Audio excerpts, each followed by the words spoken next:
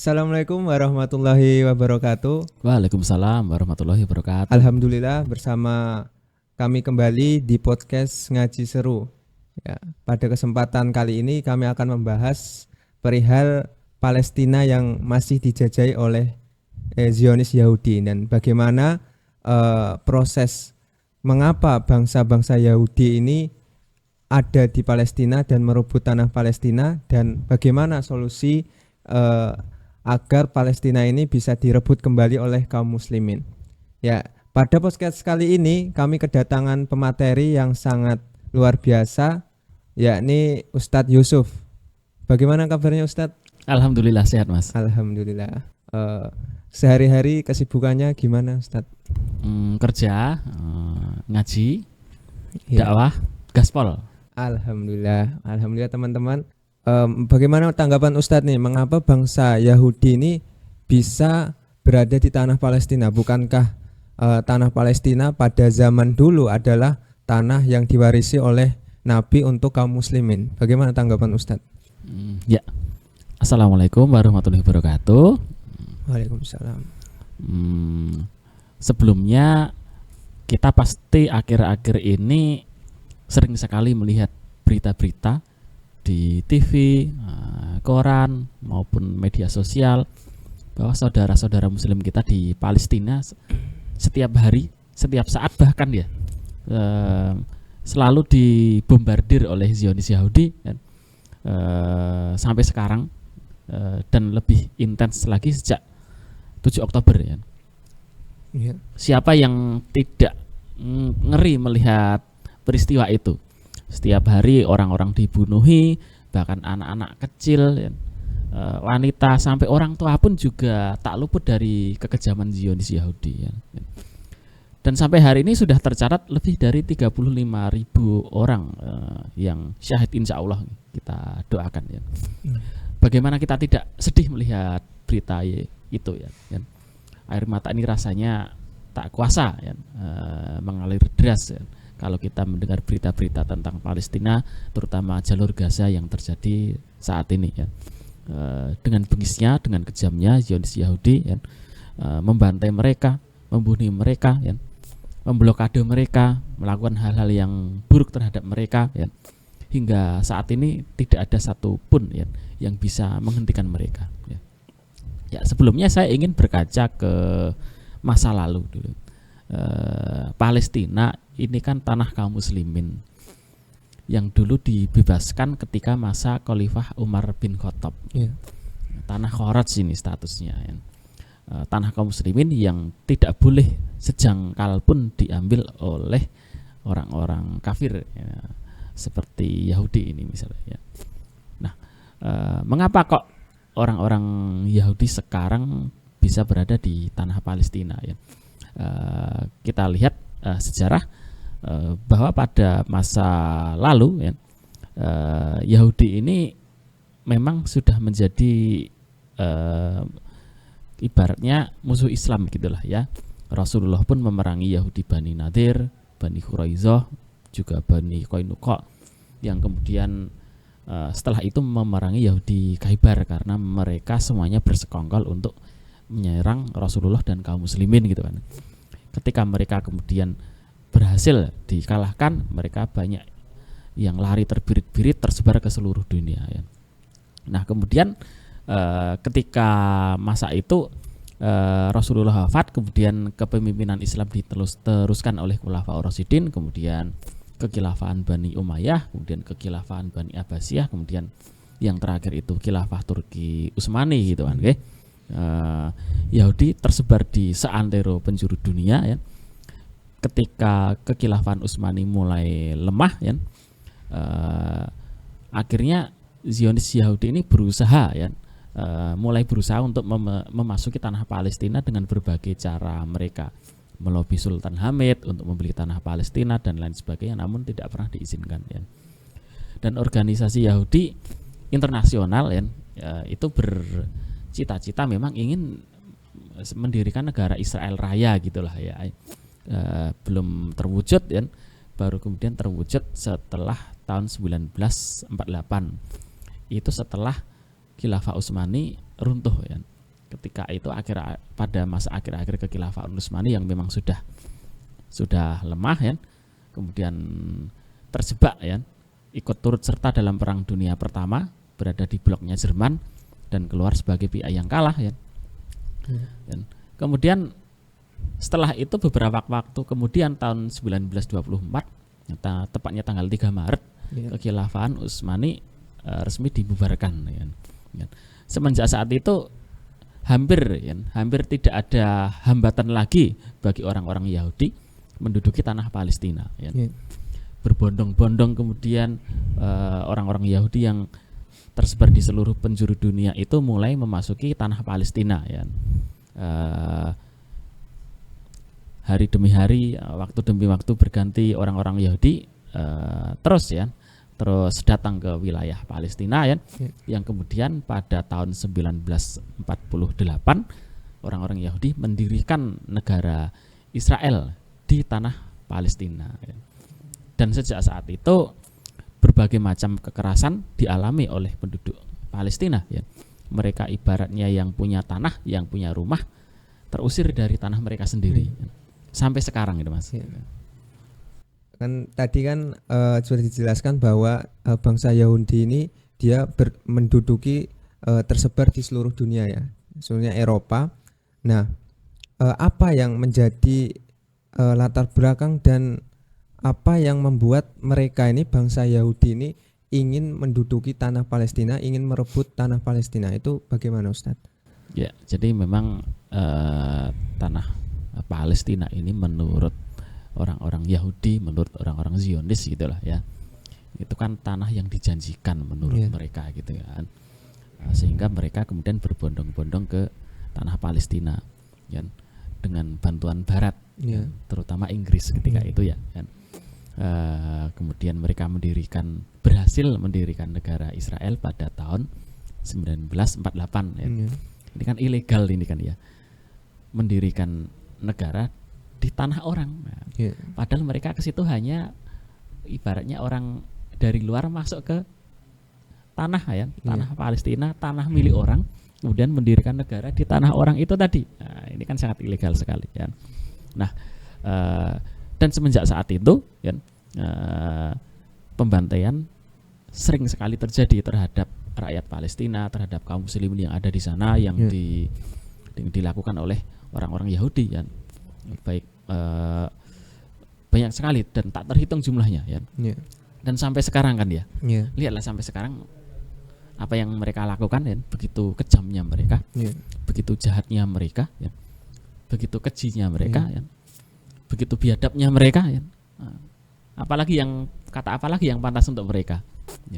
Ya, intinya seluruh kata-kata tadi tetaplah tidak cukup untuk menggambarkan betapa biadabnya mereka, betapa kejinya mereka ya. Sekian banyak nyawa hilang karena mereka ya, yang terluka juga sekian puluh ribu ya. Bangunan-bangunan dihancurkan ya. Ini kan jalur Gaza ini udah luluh lantah ini kan. Dan tidak ada satupun negeri muslim yang berani menolong ya. Ini sangat miris sekali ya.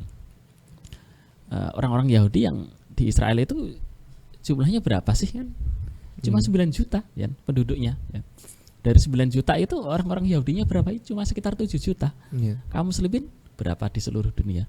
Hampir 2 miliar. Banyak sekali. Kenapa tidak bisa menghentikan negara Israel yang kecil ini ya, tidak ada keberanian terhadap mereka ya. Seolah-olah mereka Israel itu kayak tak terkalahkan ya, superpower dan lain sebagainya ya. Opini yang dibangun dan di dunia internasional kan demikian. Nah, ini sangat miris sekali ya. Tidak ada satu negeri muslim yang berani. Nah, yang ingin saya garis bawahi adalah bagaimana solusi Islam terhadap masalah Palestina ini. Ya, gitu. Ini yang paling penting saya kira. Ya. Ketika Palestina selalu dibantai oleh orang-orang Zionis, ya, mengirimkan bantuan itu tidak salah. Ya. Mengirimkan obat-obatan itu tidak salah. Ya. Cuma sekarang itu pun dihambat oleh mereka, ya kan? Bantuan dilarang masuk oleh mereka, susah sekali masuk. Rafah pintu gerbang Rafah perbatasan Gaza Mesir udah dikuasai mereka, ya. Bantuan nggak bisa masuk, menumpuk, ya. Nah ini kan perlu solusi yang final gitu kan, ya. Apakah perjanjian damai, ya? Kita lihat sudah berapa perjanjian yang tidak dipatuhi oleh rezim Zionis ini, sudah banyak sekali, ya. Dan sama sekali tidak pernah bisa menghentikan agresi ini kan. Berapa kali Mahkamah Internasional mengadakan persidangan. Apakah kejahatan mereka berhenti? Tidak. Sampai sekarang tidak berhenti. Ya. Seolah-olah mereka seperti berada di atas angin. Mau tidak mau, ya, memang harus mengirim pasukan ke sana. Terutama penguasa negeri-negeri kaum muslimin saat ini. Kirim pasukan ke sana. Ya. Apalah artinya obat-obatan? Jika dikasihkan obat-obatan kemudian ditembaki lagi, ya. Makanan juga sama, ya. Sumber dari kejahatannya tidak dihilangkan, karena mau tidak mau kan sumber dari kejahatannya harus dihilangkan siapa? Yaitu adanya entitas Zionis Israel yang berada di tanah Palestina tadi harus dihilangkan, kan demikian. Dan itu tidak mungkin bisa dilakukan kalau tidak mengirimkan pasukan. Ya, menarik tadi kan dijelaskan bahwa sebenarnya Palestina ini berada di geografi di sekeliling oleh negara-negara Muslim, ya kan? Betul sekali. Nah, mengapa ya negara-negara Muslim ya di sekeliling Palestina seperti Mesir, kemudian ada Yordania, ada sebagainya, Turki, Arab, bangsa-bangsa Arab, mengapa mereka hanya diam mengecam? Bahkan Mesir saja itu memblok dengan memberi benteng di pinggiran Rafah. Mengapa Betul demikian, sekali. Ustadz? Sungguh sangat miris sekali. Ya. Kita menyaksikan saudara-saudara Muslim di Palestina yang kondisinya seperti itu, dizolimi, ya, ditindas, dibantai. Ya. Namun penguasa-penguasa negeri Muslim di sekitarnya seolah-olah tutup mata. Ya. Ya. Mesir membangun tembok hingga orang-orang Palestina nggak bisa kemana-mana. Ya. Tidak membantu. Jangankan membantu, ya, malah membangun pagar, ya. Yordania membantu apa? Enggak kan? Penguasa Saudi apa yang mereka lakukan? Membantu apa? Enggak bantu. Ya. Banyak sekali negeri-negeri kaum muslimin yang ada di sekitar Palestina mereka tidak membantu. Turki juga sama. Paling pol yang mereka lakukan mengecam. Nah, kita sebagai rakyat biasa itu mengecam bisa, ya wajar lah, kita nggak punya kekuatan. Tapi kalau penguasa, dia punya pasukan, punya tentara, masa hanya mengecam? Kan harusnya bisa melakukan hal yang lebih dari itu, yaitu apa? Mengirim pasukan, mengirim tentara. Seharusnya itu yang dia lakukan. Untuk apa? Untuk menyelamatkan teman-teman kaum muslimin di Palestina. Nah, sayangnya itu tidak terjadi saat ini, dan sepertinya bakalan sulit untuk bisa terjadi. Karena mengapa? Negeri-negeri Muslim saat ini semuanya bisa dibilang sekuler, tidak menjadikan Islam itu sebagai dasar negara mereka. Ya. Coba kalau Islam dijadikan dasar negara oleh mereka, ya, di mana Islam mengajarkan bahwa sesama kaum Muslimin itu saudara, ya, pasti mereka akan berusaha menyelamatkan Palestina. Ya. Nah, sekali lagi itu tidak mungkin, ya, bisa terwujud, ya, dengan negeri-negeri Muslim yang ada saat ini. Ya, mau tidak mau yang bisa mengerahkan pasukan ke Palestina untuk membebaskan saudara-saudara Muslim di sana ya khilafah. Bisa nggak Saudi mengirimkan pasukan? Saya kira nggak. Lebih tepatnya bukan nggak, ya, nggak mau. Bukan nggak bisa, tapi nggak mau. Ya. Karena cara pandangnya sudah berbeda, udah bukan cara pandang Islami. Ya. Mau tidak mau ya siapa yang bakal mengirimkan pasukan ke sana? Sekali lagi ya seorang khalifah sebagai pemimpin dengan negaranya apa ya khilafah. Tidak mungkin tidak, ya. Nggak ada yang bisa diharapkan dari negeri-negeri Muslim yang saat ini ada. Bayangkan ada berapa puluh negeri Muslim saat ini ada, ya. Mereka kemudian melaksanakan berbagai macam agenda konferensi tingkat tinggi OKI, dihadiri lebih dari 50 negeri Muslim. Bayangkan 50 negeri lebih, ya, 50 negeri Muslim lebih mereka mengadakan rapat. Tapi 50 negeri Muslim yang mengadakan rapat tadi tidak bisa kemudian menekan negeri Israel yang hanya kecil tadi. Sangat disayangkan sekali. Jadi Ini realitas yang terjadi demikian, sangat miris sekali ya. Ya, sangat menarik ya Ustadz. Bagaimana negara-negara Muslim ini hanya bisa mengecam, tidak mau Betul sekali. membantu secara bala tentara, karena yang dibutuhkan sekarang ini adalah bala tentara. Betul sekali. Karena perang itu kan antara tentara dengan tentara. Sangat miris sekali yang menjadi target daripada Zionis ini anak-anak, perempuan, dan warga sipil ya. Menurut Ustadz, apa solusi yang konkret kejadian ataupun konflik di Palestina agar konflik ini bisa segera berakhir dan Palestina bisa menjadi negara ataupun merdeka dan menjadi tanah kaum muslimin kembali? Bagaimana tanggapan Ustadz? Ya, jadi mungkin lebih tepatnya bukan konflik ini segera berakhir ya. Ini yang terjadi bukan konflik, tetapi pembantaian, genosida ya. Dan negara dunia internasional mengakuinya ini sebagai genosida. Ya.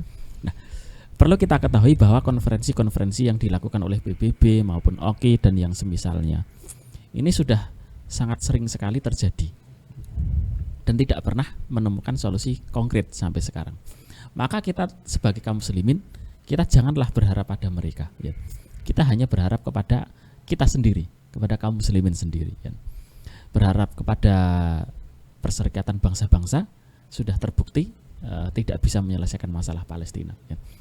Semenjak tahun 1948 sampai sekarang itu sudah berapa tahun? 70 tahun lebih, 75 tahun lebih kurang lebih penjajahan ini terjadi. Mampukah PBB sejak saat itu sudah ada tahun 1945 pasca Perang Dunia II kan? Mampukah mengatasinya? Kan sampai sekarang nggak mampu. Ya. Maka hendaknya kita jangan berharap kepada mereka, tapi ya kita berharap pada kita sendiri, kepada kaum muslimin sendiri ya. Sekali lagi kita hanya berharap pada diri kita sendiri, pada kaum muslimin kita sendiri. Dengan apa ya? Ya mau tidak mau harus dengan jihad gitu kan. Siapa yang mengomandoi jihad? Ya pemimpin. Sayangnya sekarang pemimpin kita belum ada yang mengomandoi untuk melaksanakan jihad ke sana. Belum ada ya. Dan tidak akan ada yang berani kalau sampai sekarang ya. Ya mau tidak mau yang akan mengomandoi untuk jihad ini siapa? Ya seorang khalifah. Pemimpin kaum muslimin seluruh dunia, pemimpin kita semua. Pemimpin kita, pemimpin umat Islam di Palestina maupun di seluruh negeri-negeri muslim yang lain. Hanya dengan itulah Palestina akan terbebas dari penjajahan Zionis ya. Istilah merdeka sendiri itu pun sebenarnya istilah yang semu saya kira ya. Lebih tepatnya kita tidak kemudian menginginkan Palestina merdeka, tetapi kita menginginkan Palestina kembali ke pangkuan kaum muslimin. Sehingga Palestina kembali bisa hidup damai ya, bisa hidup tentram ya, tidak seperti sekarang yang selalu mengalami penindasan gitu ya. Solusinya sekali lagi ya hanya jihad dan khilafah itu saja ya.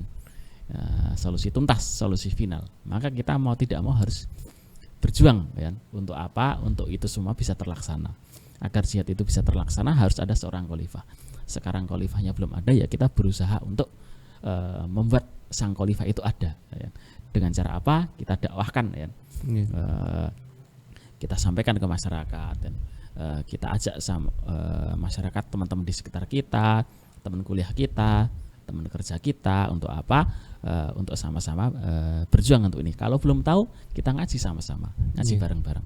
Setelah tahu, kita ajak mereka untuk sama-sama berjuang, sehingga kehidupan Islam ini bisa tegak di muka bumi ya, dalam naungan khilafah Islamiyah ya, dengan seorang khalifah sebagai pemimpinnya yang akan mengomandoi ya, kaum muslimin untuk membebaskan Palestina. Demikian.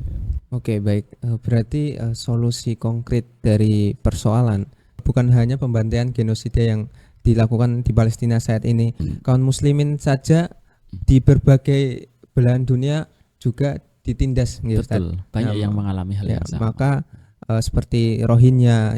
Berarti yang menjadi solusi tuntas, solusi konkret yaitu bersatunya umat Islam, sehingga umat Islam ini bisa adanya komando pemimpin yang satu untuk menyelesaikan penindasan terhadap kaum muslimin di seluruh dunia. Betul sekali. Oke, baik, itu tadi ya yang telah disampaikan oleh Ustadz Yusuf terkait mengapa bangsa Yahudi bisa menduduki tanah Palestina dan mengapa negara-negara Muslim itu hanya mengecam, tidak mau membantu untuk mengatasi genosida yang ada di Palestina. Mungkin hanya itu yang dapat disampaikan pada podcast kali ini.